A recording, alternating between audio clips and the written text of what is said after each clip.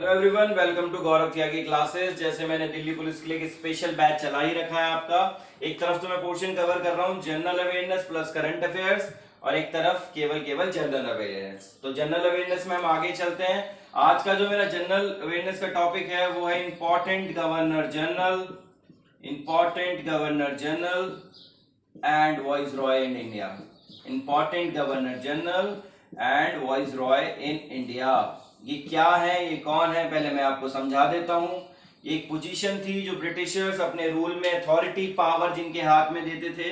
पहले उन्होंने जो पोजीशन बनाई उसको नाम दिया गवर्नर जनरल ऑफ इंडिया। क्या नाम दिया? Governor general of India. उसके बाद इन्होंने इसी पोजीशन का या इसी पोस्ट का नाम चेंज करके क्या रख दिया? Voice Roy of India. तो ये दोनों पोजीशन जो मैंने आपको भी डिफाइन करी है, ये दोनों पोजीशन रूल करती थी या अथॉरिटी थी जिनके हाथ में पावर थी during British rule.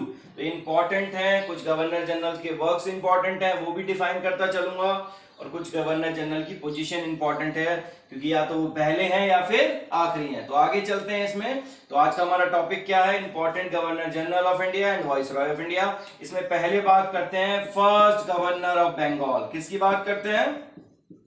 First governor of Bengal. Bengal के पहले गवर्नर कौन थे? तो बंगाल के जो पहले गवर्नर थे उनका नाम था रॉबर्ट क्लाइव। क्या नाम था? Robert Clive. कौन थे रॉबर्ट क्लाइव? बंगाल के पहले गवर्नर थे। इन्होंने क्या कंट्रीब्यूशन किया है? तो इनके कंट्रीब्यूशन की बात करें तो 1757 की बैटल ऑफ प्लासी का जो युद्ध है उसमें ब्रिटिश रिप्रेजेंटेटिव कौन था? तो वो गवर्नर थे। कौन? रॉबर्ट क्लाइव, जो बने बंगाल के पहले गवर्नर। क्या बने ये? बंगाल के पहले गवर्नर। अपनी नेक्स्ट न्यूज की बात करते हैं। First governor general of Bengal. Bengal के पहले गवर्नर जनरल। हमारी नेक्स्ट न्यूज क्या है? First governor general of Bengal. Bengal के पहले गवर्नर जनरल कौन बने? ये भी इंपॉर्टेंट न्यूज है, इस पे भी आपको फोकस करना है। तो गवर्नर की पोजीशन को हमने क्या शिफ्ट कर दिया? गवर्नर की पोजीशन को हमने चेंज कर दिया गवर्नर जनरल की पोजीशन में। तो बंगाल के पहले गवर्नर जनरल जो बने थे उनका नाम था वॉरेन हेस्टिंग। क्या नाम था? Warren Hastings. ये नाम याद रखना है आपको क्योंकि पोजीशन से भी क्वेश्चन आते हैं। पहला गवर्नर जनरल। तो पहले गवर्नर जनरल कौन थे? Warren Hastings. अगर इनके कंट्रीब्यूशन की बात करें, इन्होंने जो काम किए तो इनके टाइम पर एक 1773 में रेगुलेटिंग एक्ट आया, जो पहला एक्ट था जो ब्रिटिश गवर्नमेंट ने लॉन्च करा इंडिया में, रेगुलेटिंग एक्ट ऑफ इंडिया। किनके टाइम पे आया? ये वॉरेन हेस्टिंग के टाइम पे आया। अगर हम दूसरी बात करें इनके दूसरे कंट्रीब्यूशन की, तो सुप्रीम कोर्ट बनाई गई कोलकाता में फॉर द फर्स्ट टाइम। ये भी किसके टाइम पे आई? वॉरेन हेस्टिंग के टाइम पर सुप्रीम कोर्ट इन बंगाल। अब बार बार बंगाल क्यों आ रहा है तो मैं बताता हूं आपको। बंगाल का एरिया बहुत बड़ा था और ब्रिटिश रूल में पहले 3 ही प्रेसिडेंशियल एरियाज थे, उसमें सबसे बड़ा बंगाल था।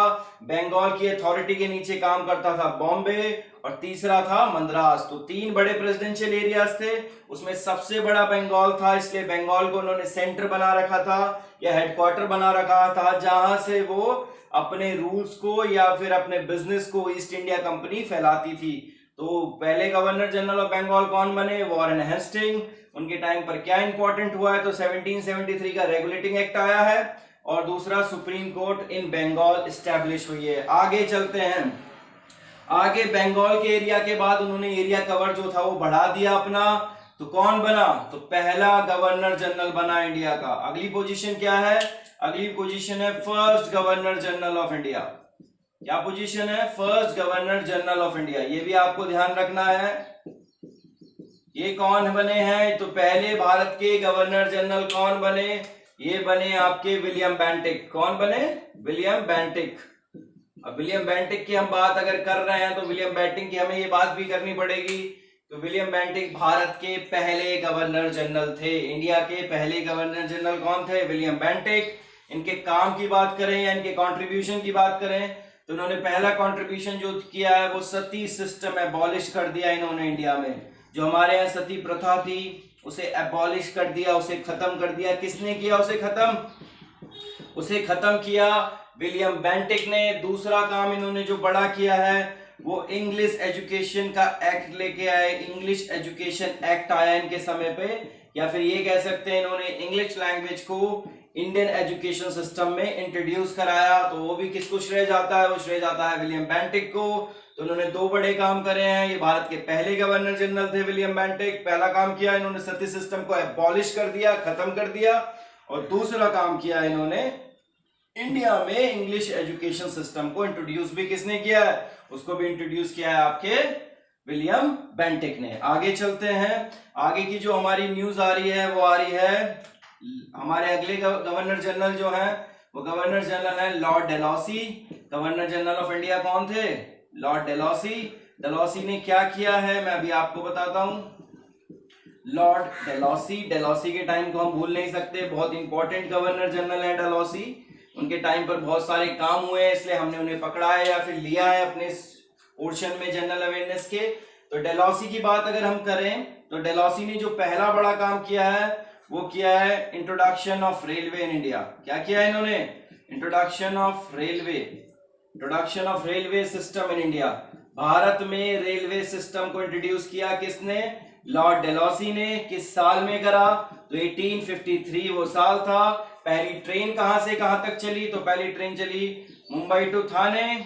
बॉम्बे नहीं था, बॉम्बे था उस टाइम, मुंबई नहीं था। मुंबई टू थाने चली पहली ट्रेन। किसके टाइम पर चली? लॉर्ड डेलहौसी के टाइम पर चली, इसलिए इनका श्रेय, रेलवे सिस्टम का श्रेय किसको जाता है? डेलहौसी को जाता है। उसके बाद इन्होंने टेलीग्राम सर्विस का इंट्रोडक्शन कराया। टेलीग्राम सर्विस चली इंडिया में किसके टाइम पर? डेलहौसी के टाइम पर, ये भी श्रेय इनको जाता है। उसके बाद इन्होंने एक रेगुलेशन या एक रूल लेके आए, वो रूल था डॉक्ट्राइन ऑफ लैप्स।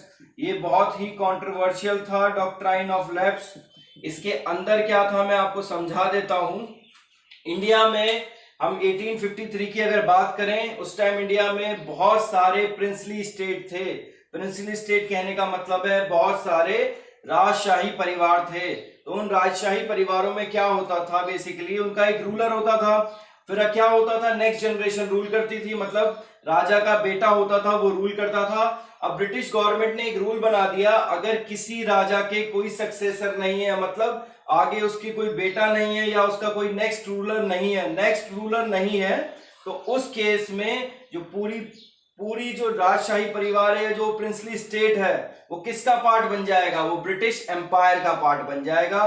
तो डॉक्ट्राइन ऑफ लैप्स, बहुत से लोगों ने इसका विद्रोह किया या इसके विरोध में आवाज उठाई, इसलिए ये बहुत ज्यादा कंट्रोवर्शियल हो जाता है और इंपॉर्टेंट भी हो जाता है। अब doctrine of lapse first time कहां अप्लाई किया गया?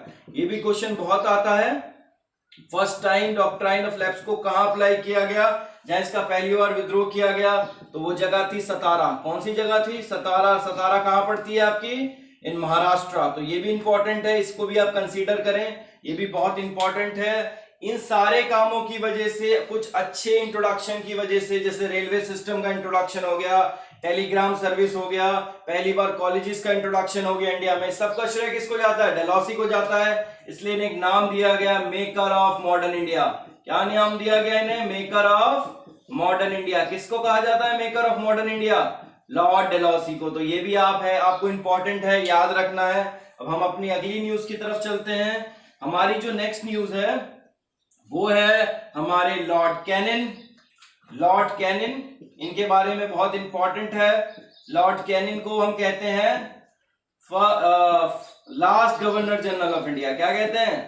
Last governor general of India. ये भारत के last governor general of India थे, या फिर इनके पद को, इनकी पोजीशन को चेंज कर दिया गया, या ये कह सकते हैं गवर्नर जनरल नाम के पद को ही चेंज कर दिया और ये क्या बने? First vice Roy of India. अब कुछ तो ऐसा हुआ होगा कि पोजीशन चेंज करी है या नाम चेंज करा है, वाइस रॉय ऑफ इंडिया। और कुछ तो ऐसा भी हुआ होगा, इनसे कोई ना कोई पावर या तो इन्हें दी होगी या छीनी होगी। देने का तो मतलब ही नहीं है, क्योंकि क्या हुआ था इनके टाइम पर? इनके टाइम पर हुआ था 1857 का रिवॉल्ट। 1857 की जो क्रांति थी वो किसके समय पे हुई थी? वो लॉर्ड कैनिंग के टाइम पे हुई थी। ये इंपॉर्टेंट न्यूज है। किससे रिलेटेड है? ये लॉर्ड कैनिंग से रिलेटेड है। तो लॉर्ड कैनिंग को हम क्या कहते हैं? Last governor general of India. इनके बाद गवर्नर जनरल नाम की पोस्ट को कैंसिल कर दिया गया और उसे चेंज कर दिया गया किसमें? वाइस रॉय ऑफ इंडिया में। यहां से इंपॉर्टेंट क्या है? यहां से इंपॉर्टेंट ये है कि क्या इनसे पावर छीनी गई या इन्हें ली गई, दी गई, बढ़ाई गई या छीन ली गई? तो पावर कम कर दी गई इनकी। गवर्नर जनरल से जैसे ही वाइसरॉय को बनाया गया उसकी पावर कम कर दी गई और 1857 के रिवॉल्ट का कारण यह माना गया कि कैनिंग की पॉलिसीज में कमी रह गई, इसकी वजह से 1857 की क्रांति हो पाई। तो क्राउन था, मतलब ब्रिटेन में कौन रूल करता था? क्राउन रूल था, और इंडिया भी किसका पार्ट बन गया इसके बाद? क्राउन रूल का पार्ट बन गया। और 1857 से 1947 तक जो इंडिया में अथॉरिटी रूल करती थी उसको नाम दिया गया क्राउन रूल, मतलब डायरेक्ट क्राउन अथॉरिटी या पावर में आ गया। गवर्नर जनरल से पावर कम कर दी गई और उसकी पोजीशन बदल के क्या नाम रख दिया गया? Viceroy of India. लेकिन गवर्नर जनरल भी लास्ट कौन रहे? Lord Canning. और पहले वाइसरॉय भी कौन बने? Lord Canning. केवल उनकी पावर कम कर दी गई, इनके ऊपर एक पोजीशन बनाई गई। वाइसरॉय के ऊपर कौन था? तो वाइसरॉय के ऊपर होता था सेक्रेटरी ऑफ द स्टेट। क्या नाम दिया गया पोजीशन को? Secretary of the state. ये किसके ऊपर था? ये भाई हम कह सकते हैं वाइसरॉय से ऊपर की पोजीशन है। वाइसरॉय इसके नीचे काम करेगा और सेक्रेटरी ऑफ द स्टेट किसको रिपोर्ट भेजेगा? सेक्रेटरी ऑफ द स्टेट भेजेगा डायरेक्ट क्राउन को रिपोर्ट, मतलब जो वहां की रूलिंग अथॉरिटी है, वहां की जो क्वीन है, उनको डायरेक्ट कौन रिपोर्ट भेजेगा? Secretary of the state. अब हम अगली बात कर लेते हैं। हमने एक बुरे काम की बात बता दी, 1857 की क्रांति ब्रिटिश के हिसाब से बता रहा हूं मैं। इनको लगा कि इनके टाइम पे हुआ, गलत हुआ, तो कैनिंग से उनकी पावर छीन ली गई। उन्होंने क्या चीज इंट्रोड्यूस करी है कैनिंग ने इंडिया में? तो उन्होंने इंट्रोड्यूस किया है IPC, that is Indian panel code. Indian panel code किसके समय पे आया? तो इंडियन पैनल कोड आया लॉर्ड कैनिंग के समय पे। दूसरा, हमारे यहाँ आजकल मिनिस्ट्री बनाई गई है, उसे पोर्टफोलियो कहते हैं। डिफरेंट मिनिस्ट्री में डिफरेंट मिनिस्टर होते हैं, तो उसे कहते हैं पोर्टफोलियो सिस्टम। तो ये पोर्टफोलियो सिस्टम भी किसके समय पे आया है? तो ये पोर्टफोलियो सिस्टम भी आपका लॉर्ड कैनिंग के टाइम पर आया है। हम अब आगे चलते हैं। आगे हमारी न्यूज आ रही है, नेक्स्ट हमारी न्यूज आ रही है आपकी लॉर्ड इरविन से। लॉर्ड इरविन ये बहुत ही कंट्रोवर्शियल रहे थे। लॉर्ड इरविन के टाइम पर भी पहले क्या हुआ था? लॉर्ड इरविन के टाइम पर हुआ आपका साइमन कमीशन इंडिया में आई। साइमन कमीशन इंडिया में किसके समय पे आई? लॉर्ड इरविन के समय पे आई। कब आई इंडिया में? 1928 में साइमन कमीशन इंडिया में आई। इसके बाद Lahore session of Indian national Congress किसके समय पे हुआ? इंडियन नेशनल कांग्रेस का लाहौर सेशन भी 1929 में हुआ। किसके समय पे हुआ? लॉर्ड इरविन के समय पे हुआ। उसके बाद दांडी मार्च 1930 किसके समय पे हुआ? दांडी मार्च भी 1930 में, जो गांधी जी ने दांडी मार्च किया था 1930 में, वो भी लॉर्ड इरविन के समय पे हुआ। उसके बाद गांधी इरविन पैक्ट कब साइन हुआ? तो साइन हुआ था 31 में, वो भी लॉर्ड इरविन और गांधी जी के बीच साइन हुआ, इसलिए इंपॉर्टेंट हो जाता है। उसके बाद 3 राउंड टेबल कॉन्फ्रेंस, जिसके लिए कांग्रेस पार्टी के लीडर कहां गए थे? लंदन गए थे। राउंड आरटीसी कहते हैं, राउंड टेबल कॉन्फ्रेंस। तो तीनों राउंड टेबल कॉन्फ्रेंस किसके समय पे हुई हैं? तो अगेन लॉर्ड इरविन के समय पे हुई हैं। इनका ही सजेशन था, जब साइमन कमीशन की रिपोर्ट को लेके गांधी और इरविन के बीच में मीटिंग चल रही थी, तो ये डिसाइड किया गया कि साइमन कमीशन की रिपोर्ट को गांधी जी एक्सेप्ट नहीं कर रहे थे। तो लॉर्ड इरविन का सजेशन ये था कि हम क्या कर लेते हैं, हम राउंड टेबल कॉन्फ्रेंस कर लेते हैं, जिसके लिए Indian political leaders, Congress party power में थी, तो कांग्रेस के लीडर कहां जा रहे थे? लंदन जा रहे थे। तो 3 राउंड टेबल कॉन्फ्रेंस 3 अलग अलग समय पे हुई हैं, 1930, 31, 32। अब इसमें इंपॉर्टेंट क्या है कि गांधी जी ने कौन सी राउंड टेबल कॉन्फ्रेंस अटेंड करी है? तो महात्मा गांधी ने अटेंड करी है सेकेंड राउंड टेबल कॉन्फ्रेंस। तो ये इंपॉर्टेंट है, आपको ये भी ध्यान रखना है। इसका वेन्यू कहां था? तो वेन्यू इसका लंदन में था, तो वेन्यू भी इंपॉर्टेंट है। लंदन इसका वेन्यू था, किसका? आपका राउंड टेबल कॉन्फ्रेंस का। इसके लिए महात्मा गांधी किस राउंड टेबल कॉन्फ्रेंस में गए थे? तो सेकंड राउंड टेबल कॉन्फ्रेंस में महात्मा गांधी अटेंड करने गए थे। अगला इंपॉर्टेंट क्वेश्चन आता है इससे कि ब्रिटिश रिप्रेजेंटेटिव कौन था उस टाइम? ब्रिटिश रिप्रेजेंटेटिव कौन था इन राउंड टेबल कॉन्फ्रेंस में? यहां से तो इंडिया से कांग्रेस पार्टी जा ही रही थी, तो ब्रिटिश को कौन रिप्रेजेंट कर रहा था? तो ब्रिटिश को जो रिप्रेजेंट कर रहे थे वो थे रैमसे मैकडोनाल्ड। कौन रिप्रेजेंट कर रहे थे ब्रिटिश को? Ramsay MacDonald. तो ये भी आपको ध्यान में रखना है, ये भी इंपॉर्टेंट है। अब हम अपने अगले वाइसरॉय की तरफ चलते हैं। वो है हमारे अगले वाइसरॉय लॉर्ड माउंटबेटन। वो भी बहुत ज्यादा इंपॉर्टेंट है। वहां से चेंज आना शुरू हुआ लॉर्ड माउंटबेटन से। क्या चेंज आना शुरू हुआ मैं आपको भी बताता हूं। लॉर्ड माउंटबेटन का पहले आप नाम याद रखें। माउंटबेटन को हम कह सकते हैं कि लास्ट वाइसरॉय ऑफ इंडिया थे। क्या थे? Last viceroy of India. Last viceroy of India कह सकते हैं, या फिर इनका दूसरा नाम हम इन्हें क्या दे सकते हैं? इनका दूसरा नाम होगा आपका फर्स्ट गवर्नर जनरल। फिर से वाइसरॉय की पोजीशन को गवर्नर जनरल में बदल दिया गया, first governor general of free India. लेकिन किसके? स्वतंत्र भारत के पहले गवर्नर जनरल कौन बने? वो बने आपके लॉर्ड माउंटबेटन। जो पहले गवर्नर जनरल ऑफ इंडिया थे वो कौन थे? विलियम बेंटिक थे। लेकिन वो इंडिया के थे, तब फ्री नहीं था इंडिया, आजाद नहीं था। ये किसके बने? ये आजाद भारत के पहले गवर्नर जनरल बने। माउंटबेटन की अगर हम बात करें तो यही वो बंदा है जो प्लान ऑफ पार्टीशन लेके आया था। क्या लेके आया था? Plan of partition.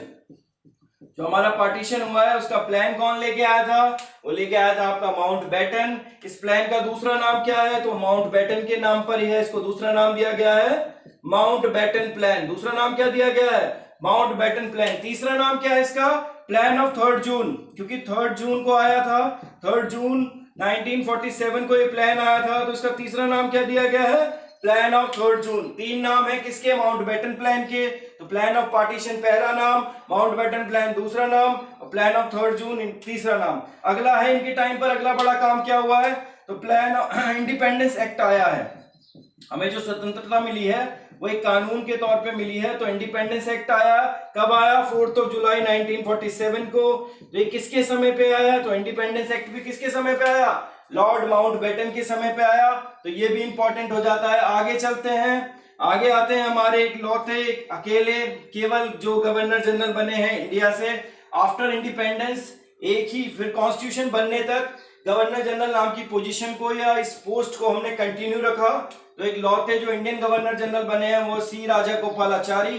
कौन है? सी राजागोपालाचारी। ये क्या है? ये इकलौते गवर्नर जनरल हैं जो इंडिया में इंडियन है। तो फर्स्ट कह सकते हैं या ओनली कह सकते हैं, फर्स्ट और ओनली इंडियन गवर्नर जनरल है ये।